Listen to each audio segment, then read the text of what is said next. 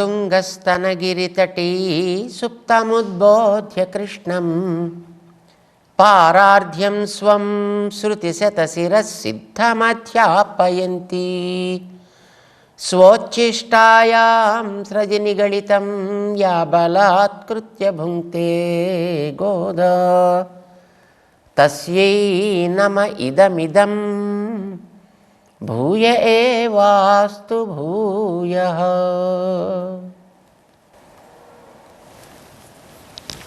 జై శ్రీమన్నారాయణ. ధనుర్మాసంలో గోదాదేవి 10 మందిని తమతో పాటు చేర్చుకుని మనం మంచి పనులని చేయాలి. ఆత్మ ఉజ్జీవనని మనం అందుకోవాలి. తిరుప్పావై వ్రతాన్ని అందుకోసం గోదాదేవి తను చేస్తోంది, మన చేత చేయిస్తోంది. 2 గోపికల్ని తమతో పాటు చేర్చుకుంది. అందరూ కలిసి 3వ గోపిక భవనానికి చేరారు. వారిని లేపడం కోసం ఏవో కొన్ని ప్రాభాతిక చిహ్నాలని చూపించాలి, తెల్లవారుతోంది అనే గుర్తులని చూపించాలి. మరి అవి చూపించడానికి వాళ్ళంతా ఉండేటువంటి పల్లెల్లో కదా, అంచేత కొన్ని గుర్తులని గోదాదేవి చెప్తుంది. సాధారణంగా మనకు కనిపించేది ప్రకృతిలో పక్షుల సంచారం, పశువుల సంచారం, ఇలాంటివే కదా మనకు కనిపిస్తాయి. అలాగా నిన్న మొన్న 2 గోపికల్ని లేపేటప్పుడు పక్షుల యొక్క ఆ సంచారాన్ని గురించినటువంటి సమాచారం మన వాళ్ళు చెప్పారు. కానీ ఈవేళ గోపిక దగ్గరికి వచ్చేటప్పటికి ఇంకొంచెం మారి ఉంటుంది వాతావరణం. ఈవేళ పశువుల సంచారాన్ని గోదాదేవి చూపిస్తోందన్నమాట. 3వ పాటలో గోదాదేవి మంచి పశువుల సమృద్ధి అని చెప్పింది. కానీ అవి ఆవులా గేదెలా మనకి చెప్పలేదు. కానీ మొట్టమొదట ఈవేళ గోపికని మేలుకొల్పుతూ గేదెల్ని మనకి చూపిస్తోంది. ఈవేళ గోపిక ఇంట్లో బోల్డన్ని గేదెలు కూడా ఉన్నాయి. ఆ గేదెల్ని వాటి యొక్క సంచారాన్ని మనకి తెలియజేస్తూ 3వ గోపికని మేల్కొల్పే ఆ 8వ పాటని ఒకసారి మనమందరం కూడా ఎలా మేల్కొల్పుతోందో పాడుకుందాం. ఆండాళ్ తిరువడిగళే శరణం కీழ்వానం వెళ్ళెன்று ఎరుమై సిறுவீடு மெய்வான் பரந்தனகான் மிக்குள்ள பிள்ளைகளும் போவான் போகின்னாரை போகாமல் காத்து உன்னை கூவுவான் வந்து நின்னோம் கோதுகுலமுடைய பாவாய் எழுந்திராய் பாடிப்பறை கொண்டு மாவாய் பிளந்தானை மல்லரை மாட்டியா தேவாதி தேவனை சென்று நாம் சேவித்தால் ஆ என்று ஆராய்ந்து அருள் ఏలోరెంబావాయి.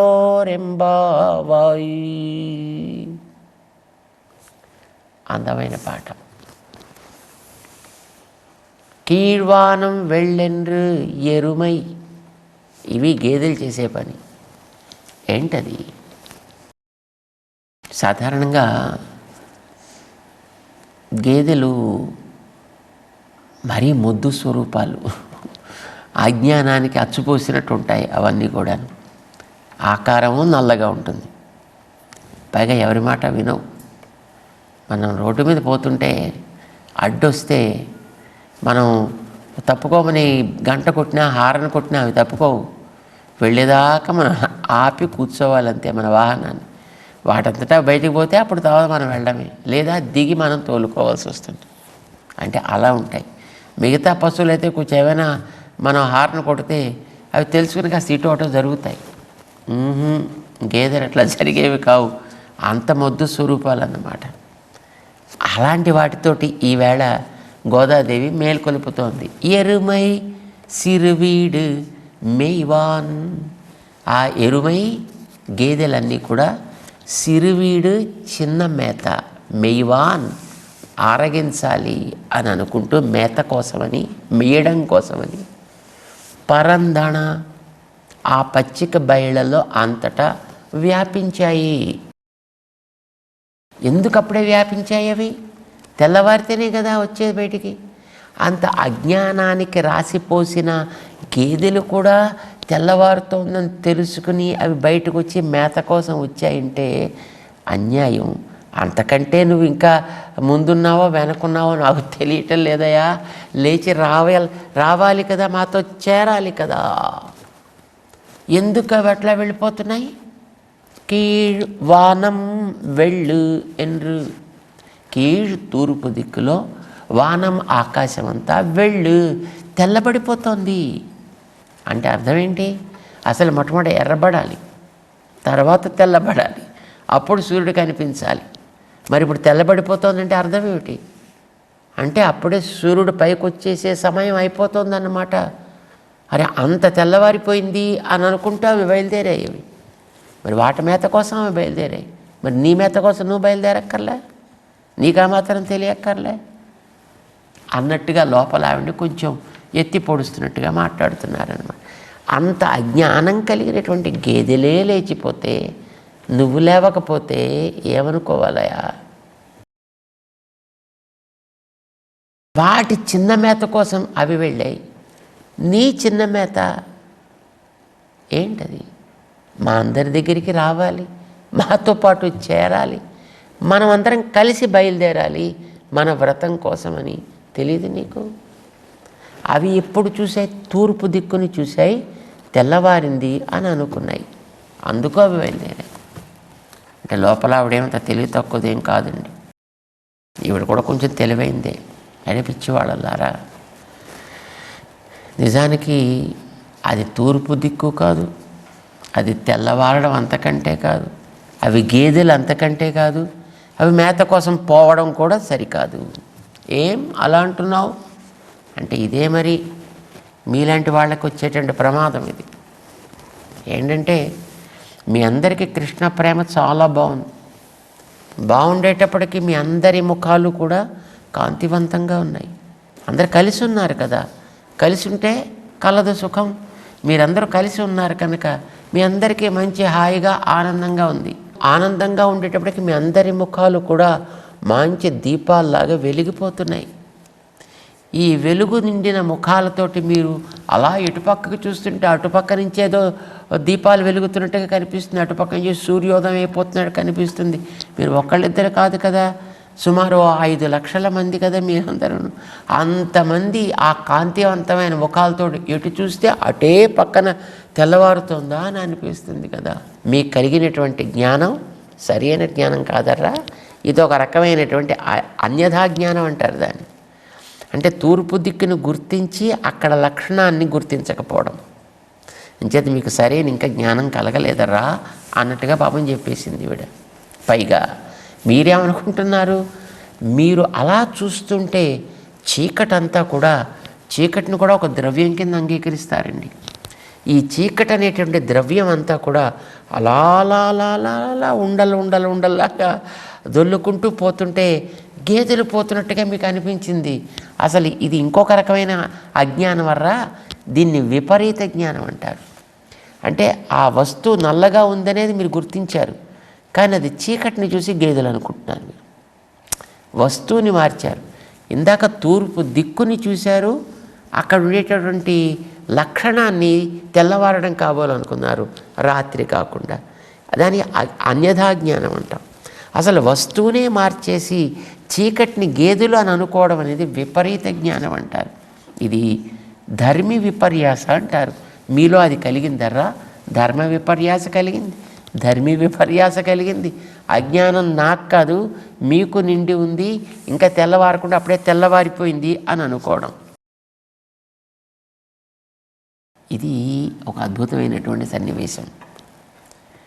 మన వాళ్ళు నిజానికి పాపం తెల్లవారింది అని ఆవిడకి చెప్పడానికి మన వాళ్ళు చేసినటువంటి ఈ ప్రయోగంలో, గోదాదేవి చేసినటువంటి ప్రయోగంలో ఎంత ఒక రహస్యం దాగి ఉందన్నమాట.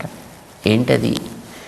ఎప్పుడైనా మనం యోగ్యులైన పెద్దల సన్నిధానానికి చేరితే మనకు కూడా వారి యొక్క అనుగ్రహం పూర్తిగా కలిగినట్టు, మనకు కూడా మంచి జ్ఞానం కలిగినట్టు, మనం కూడా అంత తెలివైన వాళ్ళం అవుతున్నట్టు, మనకంత స్పష్టత ఉన్నట్టు అనిపిస్తుంది.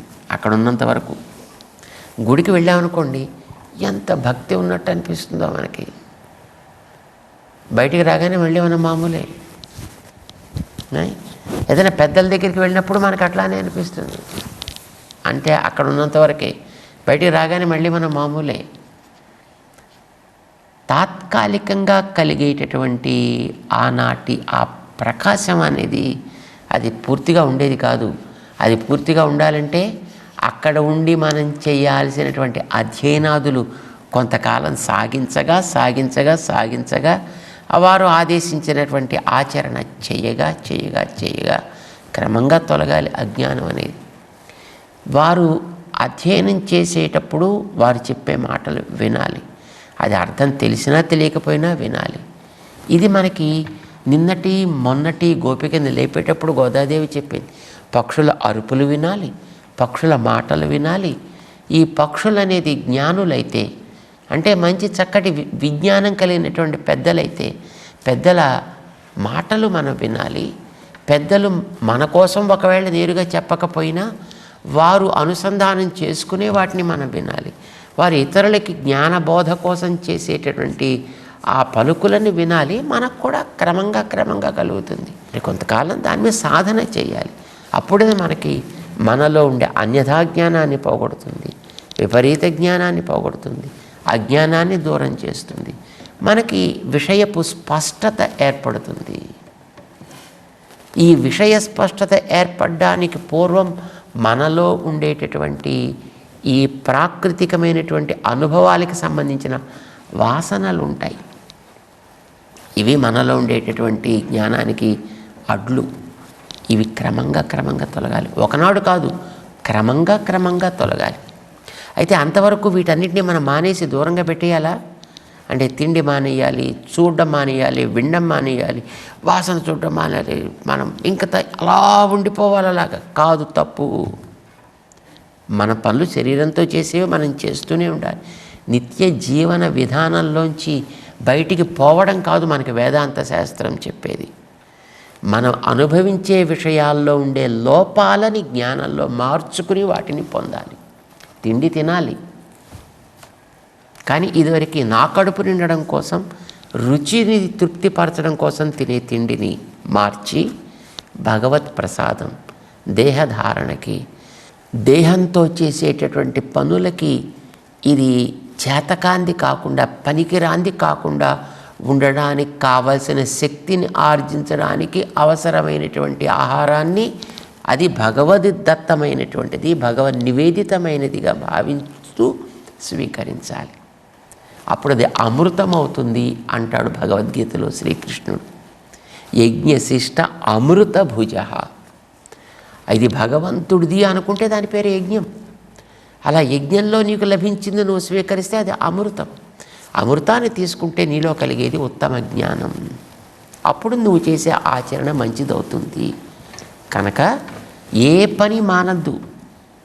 వీటిల్లోంచి బయటికి పోవడం కాదు మనకి చెప్పేది, వీటిని భగవన్మయముగా మార్చే విధానాన్ని మనం తెలుసుకోవాలి.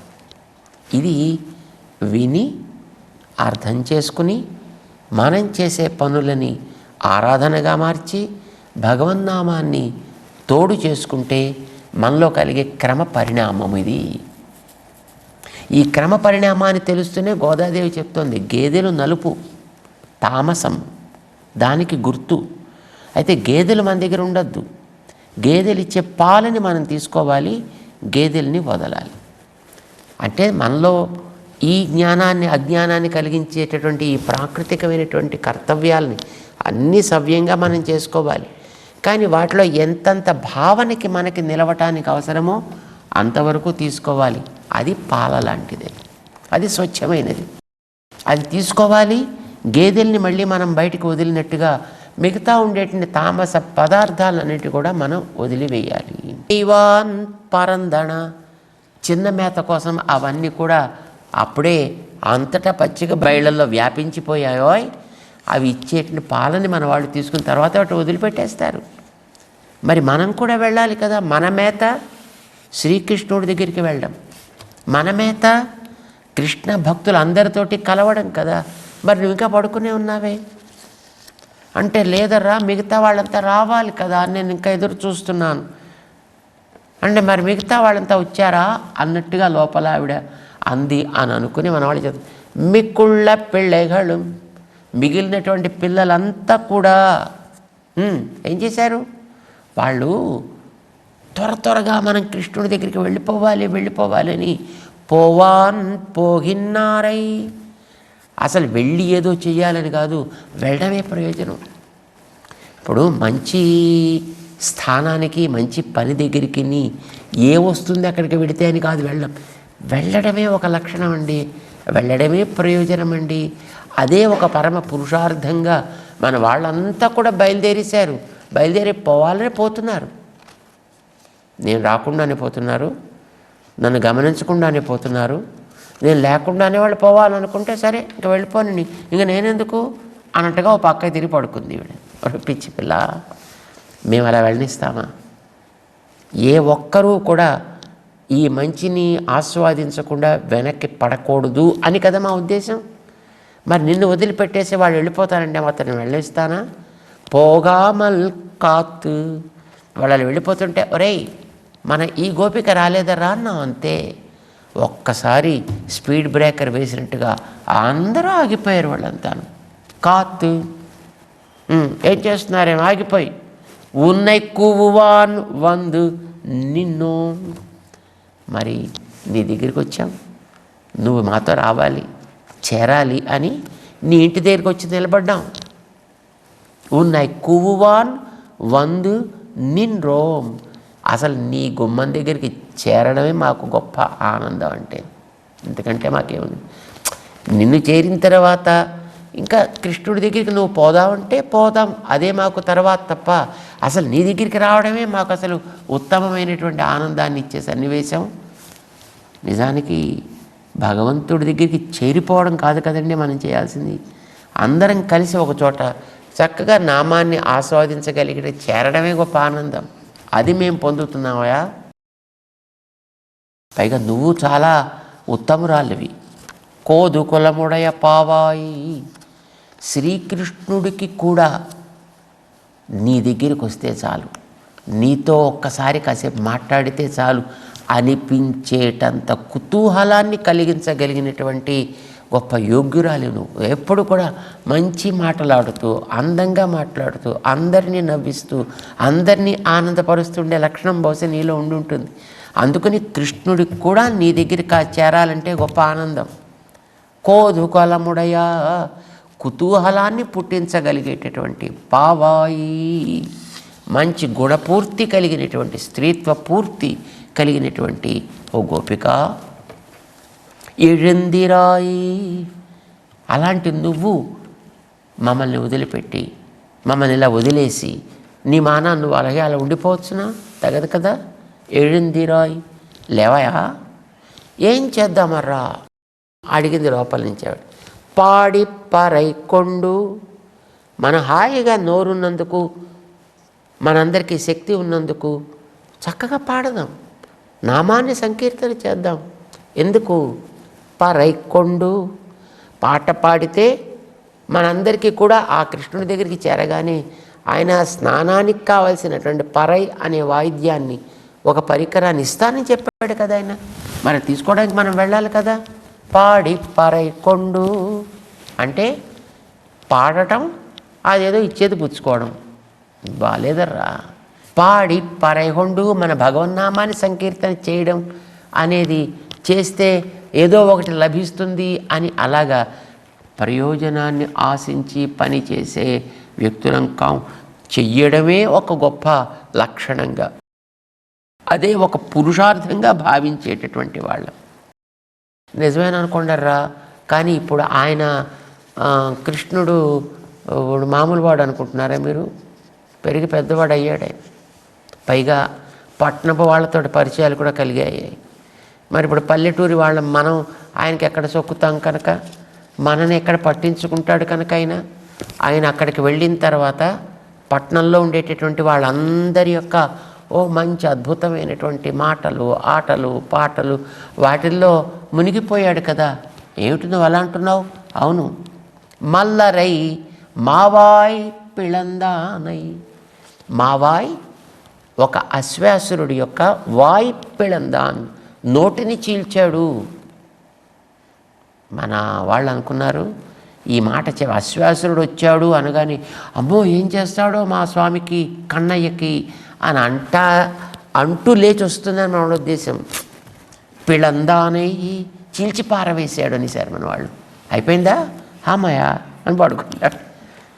అంటే కష్టం నుంచి బయట పడిపోయాడు కదా, ఇంకేం పర్వాలేదు అని అనుకుందనమాట. అది కాదయా, అశ్వాసుర సంహారం అనేది ఒకదానికి గుర్తు. ఏంటది? మన ఇంద్రియాలన్నీ గుర్రాలు కదా, దేని మానానవి ఎలా పడితే అలా పరుగులు పెడుతుంటాయి. అయితే ఈ ఇంద్రియాలని మనం అరికట్టాలి అనంటే వాటిని మూసి పారవేయడం కాదు, చేయవలసింది క్రమబద్ధం చేసి నడిపించాలి. వాటికి ఉండే నోటిని కంట్రోల్ చేయాలి. ఇది ఆయన చేసిన పని. మన ఇంద్రియాలకి లక్షణం భగవన్ముఖం చేయడం. అసలు వెళ్లకుండా ఉండాలి, పని చేయించకుండా ఉండాలంటే అసలు ఆయన ఇచ్చేవాడే కాదు కదా. భగవంతుడు మనకిచ్చింది దుర్వినియోగం చేయకుండా ఉంచడం కోసం తప్ప వాటి అసలే ఉపయోగించకుండా అరికట్టి పెట్టడం కోసం అయితే ఆయన ఎందుకు ఇస్తాడని తెలియదు ఎక్కువవాడు కనుక దుర్వినియోగం చేయకండి. కంటితోటి మంచిని చూడండి, మంచిని వినండి, మంచిని పలకండి, మంచిని ఆఘ్రాణించండి, మంచిని స్పృశించండి. అయితే అస్తమానం ప్రపంచంలో మంచిగా దొరుకుతాయే ఏమిటి? కాదు, మంచికి విరుద్ధంగా వచ్చేటటువంటి వాటిని దూరం చేసి తొలగించే బాధ్యతని ఆయన తీసుకుంటానని చెప్పడం కోసమని అసుర సంహారం చేశాడు. ఇంద్రియములనే అసురులని ఆయన సంహరించి వాటి నోటిని చీల్చాడన్న. ఇంద్రియ ద్వారాలని అరికట్టి సరి అయిన మార్గంలో ప్రవర్తింప చేశాడు ఆయన. అయితే ఇంతకంటే భయంకరమైనటువంటి మల్లరై మాట్టియా, ఇద్దరు మల్లురు.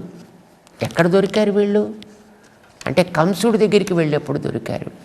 కంస సన్నిధానానికి వెళ్ళడానికి పూర్వం ద్వారం దగ్గరే చాణూర, ముష్టిక అనేటటువంటి మంచి మల్లయోధులు ఇద్దరిని పెట్టి వీళ్ళు లోపలికి రాగానే పట్టి వీళ్ళిద్దరిని కూడా మతం లేకుండా చేసేయండి అని వాళ్ళకి తాగించి తినిపించి ఇష్టం వచ్చినట్టుగా కొవ్వెక్కేటట్టు చేసి పెట్టాడు కంసుడు. ఇది తెలుసును మన వాళ్ళకి, ఇది తెలుసును ఊరి వారందరికీ కూడా. బలరామకృష్ణుని ఎదురు వస్తుంటే పాపం ఈ పిల్లల్ని చూసి, వీళ్ళ అందాన్ని చూసి, వీళ్ళ సుకుమార స్వరూపాన్ని చూసి వాళ్ళందరూ పాపం కడుపులు పట్టుకుని పాపం ఏడవడం ప్రారంభించారు. అయ్యయ్యో అయ్యయ్యో నసమం యుద్ధం ఇత్యాహు. ఏంటి ఇలాంటి పిల్లలతోటి పోరాటానిక అలాంటి మల్లురిని అక్కడ పెట్టాడు ఆ దుష్ట ప్రభువు అని ఆ ఊళ్ళో వాళ్ళంతా చూసి ఎంతో ఆక్రోశిస్తే, పాపం మన వాళ్ళు ఇద్దరు వచ్చేటప్పుడు వాళ్ళందరినీ చూస్తున్నారు. అమ్మో పాపం వీళ్ళందరూ కూడా మన కోసం ఇంత బాధపడుతున్నారు కనుక వీళ్ళ బాధలు తగ్గించాలంటే వాళ్ళిద్దరినీ లేకుండా మనం చెయ్యాలి అని అనుకుని ఆ లోపలికి ప్రవేశించేటప్పుడే జాగ్రత్తగా అలా వంగి వంగి వంగి పిల్లుల్లాగా లోపలికి ప్రవేశించేటప్పటికి పాపం వాళ్ళిద్దరికీ తెలియలే, తాగిన మత్తులో ఉన్నారేమో, లోపలికి ఈ ఎత్తులో ఉంటారు అని అనుకుని ద్వారానికి ఇటోటు ఉండేవాళ్ళు ఇద్దరు ఒకళ్ళు పట్టుకున్నారు. పట్టుకుని ఒకళ్ళలా పిసికేసుకోవడం ప్రారంభించారు. కృష్ణుడికి బలరాముడికి చేయాల్సిన పని సులభం అయిపోయింది. వాళ్ళిద్దరే మొత్తం వాళ్ళు ఒకళ్ళనొకళ్ళు గట్టిగా పట్టుకున్నారు కనుక వీడిని ఈయనో దెబ్బ ఆయన్ని వాడో దెబ్బ వేసేటప్పటికి ఇద్దరు శుభ్రంగా మట్టి కరిచి పడ్డారు. మల్లరై మాట్టియ, ఆ చాణురముష్టికులని ఇద్దరి మల్లురిని మట్టి కరిపించినటువంటి మహామల్లురు మన స్వామి మన కృష్ణుడు. ఊరు కొందరు పట్టణానికి వెళ్ళినవాడు కదా, ఇంకా మన గురించి మనం ఎక్కడ జ్ఞాపకం ఉంటాం, మళ్ళీ మన ఊరు వస్తాడా, మన ముఖం చూస్తాడా అన్నట్టుగా పాపం లోపల ఆవిడ అలా ఒక పక్కకి మొహం పెడితే మన వాళ్ళు అంటున్నారు, అండాట్లు చెప్తోంది, దేవాది దేవన్, ఆయన నిత్యసూరి నిర్వాహకుడు, స్వరూపం మారిపోదు ఎప్పుడు, స్వభావం మారిపోదు ఎప్పుడు కూడా. స్వభావం ఏమిటి? మనందరినీ రక్షించాలి అనే వచ్చినవాడు కనుక రక్షకత్వం అనే స్వరూపం ఎప్పుడూ ఎలాగూ మారదు సుమా. ఏం చేద్దాం మనం? సెన్రు నామ్ సేవిత్తాల్.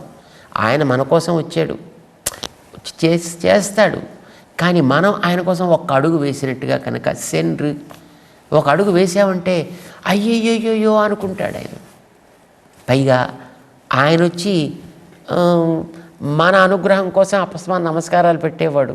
మనం వెళ్ళి ఒక్కసారి నమస్కారం ఆయన దగ్గర పెట్టామంటే అబ్బబ్బా ఎత్తకయ్య, ఎందుకు అంత భయపడు, అంత భారాన్ని మోస్తావు అంటాడు ఆయన. సేవించడం అనేది మన కోసం ఆయన చేయాలి. కానీ మనం సేవిస్తున్నట్టుగా ఉంటే ఆయన పాపం చాలా దిగులు పడిపోతాడు. అంతేకాదు ఆవావెన్రు ఆరాయిందు, అయ్యో ఎందుకు నేను ఇంత కష్టపెట్టానని ఆవేళ అడవుల్లో తన కోసం వచ్చినటువంటి ఋషులు వాళ్ళ కష్టాలు చెప్పుకుంటే విని, అయ్యయ్యో నేను దానికోసమని ఇంత దూరం వచ్చి కాస్త కుటీరం కట్టుకుందామని ఒక్క క్షణం ఆలస్యం అయ్యేటప్పటికీ మీరే వచ్చేసరే, మీ దగ్గరికి రావాల్సినది మీరే నా దగ్గరికి వచ్చేట్టు అయిపోయిందే, క్షమించండి అని పాపం ఆయన దిగులు పడ్డాడే. అలా అయిపోతాడండి ఆయన మనకో. పాపం అంత సులభుడన్నమాట. అంచేత తప్పకుండా మనని ఆరాయిందు, మనని ఒకసారి పరిశీలన చేసి ఓదార్చి తప్పకుండా మనని అనుగ్రహిస్తాడైన. అంచేత అలా లోపల ఉండిపోకూడదు. చక్కగా రా, నీకుండేటటువంటి ఆ కుతూహలాన్ని కలిగించే యోగ్యత మా ముందు నువ్వు నడిచి కృష్ణుడికి అది కలిగించి తద్వారా మనందరినీ అనుగ్రహించేటట్టు చేసేట్టుగా కదా నువ్వు మాతో చేరాలి, రా అని పిలిచారు. లోపలి గోపిక ఆనందించి చక్కగా వచ్చి వీళ్ళతో పాటు చేరి ఒక్కసారి వెళ్ళిపోదామా ఇంకా కృష్ణుడి దగ్గరికి అని త్వరపడడం ప్రారంభిస్తే మళ్ళీ ఒకసారి గోదా చుట్టూ చూస్తే అందులో మరొక ఆవిడ కనిపించలేదు. అరే ఇగో ఈ గోపిక రాలేదు సుమా అని అనేటప్పటికీ అయితే పదండి ఆవిడ గృహానికి మనం బయలుదేరదాం అని తదుపరి గోపికని మేల్కొల్పటానికి. ఇంతవరకు 3 గోపికల్ని మన వాళ్ళు మేల్కొల్పి తమతో పాటు చేర్చుకున్నారు.